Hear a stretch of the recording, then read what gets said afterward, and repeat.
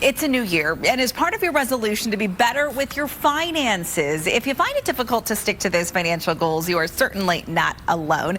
So joining us this morning to help us all out is Matt Fick. He's a financial advisor with Financial Life Planners in Tempe. Matt, good morning and thanks for being here. Good morning. Thanks for having me. So why do you think for so many people it is so hard to stick to financial goals every year when you kind of make the same goal year after year? Yeah, and it's especially hard right now for a few different reasons.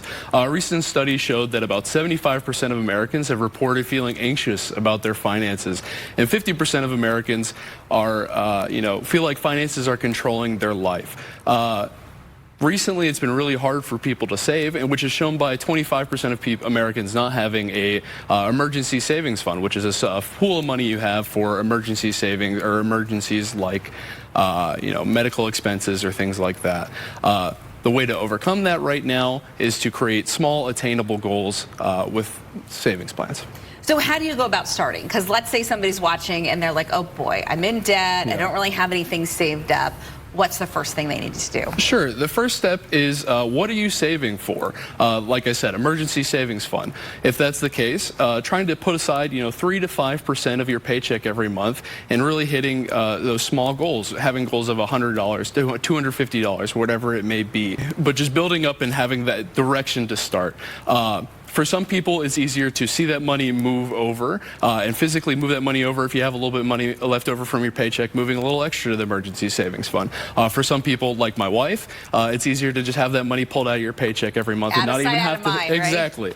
Right? Or if you're trying to start a retirement plan or retirement savings, looking to see what your employee-sponsored retirement plan is and contributing to that every month out of your paycheck. A lot of employee-sponsored plans, 401ks, 457Bs, match your contributions, and so that's free money towards your goals right there. And let's face it, you've got to start young, right? Compound interest is a real thing. You also want to, avoid borrowing money, which certainly is helpful to do, and then improve your financial literacy. So what do you mean by that, and how can people improve their financial IQ? Yeah, it feels right now to kind of taboo to talk about finances, which causes a lot of Americans to be not knowledgeable about, their personal finances. Improving your financial literacy is just to, listen to a podcast every week or read a financial article every week. Doing something to kind of lift this weight of the unknown might make it feel more manageable to start your financial journey. So once you have your emergency fund, whatever that may be, then how do we go about, and what do you think is the best tool to, let's say, save for a down payment for a house or a down payment for a car? What's the next step? The next step is, well, first off, maintaining these financial goals helps to have accountability. If you have a partner, both of you working towards this financial goal, so it's not just one person trying to achieve this goal. It also helps for some people to write it down, have it on a piece of paper, put it up on a poster on your wall with a little $100 markers or $250 markers or whatever it is, and crossing that off and giving yourself a little treat or something every time you hit those goals.